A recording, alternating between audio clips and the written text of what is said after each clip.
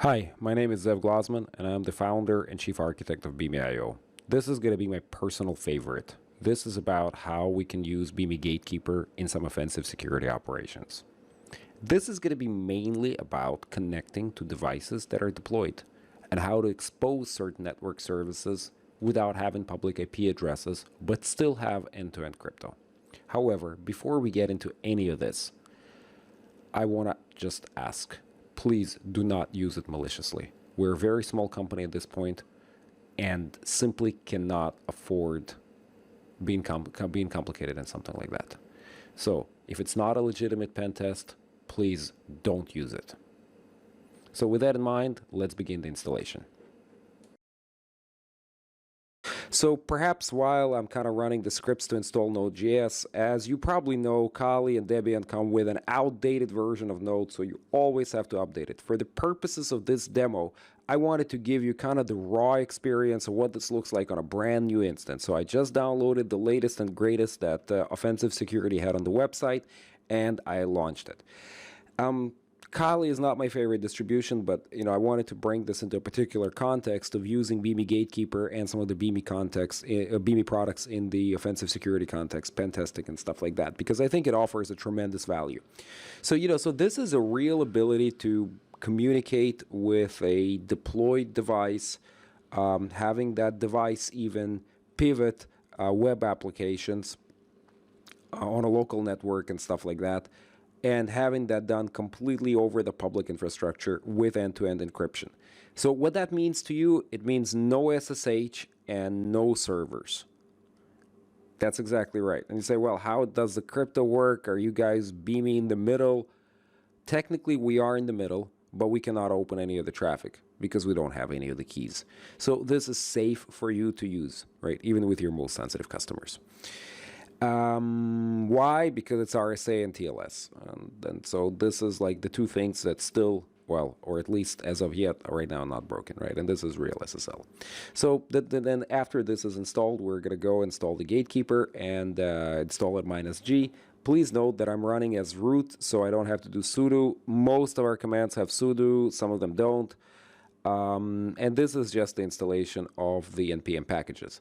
Now, to really use the Gatekeeper, you need to get a reg token from us. So to do that, you go to our GitHub page. We'll post the link to that on our public website, of course, as well, on Beame.io, www.beame.io. But you click on the link, you just enter a couple of details, and then, I wish you the best in proving the capture that you're not a bot. For me, personally, gets me as a bot like half the time. But regardless, you just have to do this process, and then you will get an email which will have a registration token, which you just simply cut and paste to command line. So the way that our recommended installation works, and this is how we're doing this in this project, there are a couple of different ways to do it, but this is the way that I think you should run it, which is as a systemd service.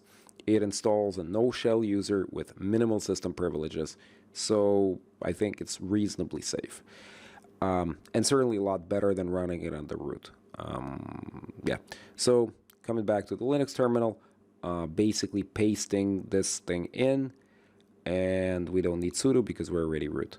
Now, at this point, you can notice, right, and I think that this is important kind of to share the common mistakes and pitfalls and, some of the things that may have some idiosyncrasies to them. This is still very new, right, so there are still issues.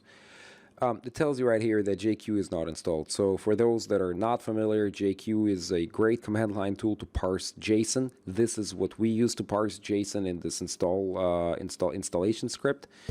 And it's simply not there. So it's not going to make the process fail. That's why we haven't failed the script.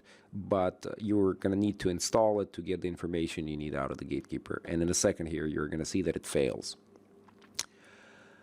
And we're just going to have to install JQ and run a couple of commands. So while this, while I'm kind of playing around with this, I just want to talk to you about the Beame-Gatekeeper CTL. So this is the typical control module for Beame system service. So if you want to, so the way it really works is it creates another Unix user, another Linux user under the home directory. So it's a real user. It's a user without privileges.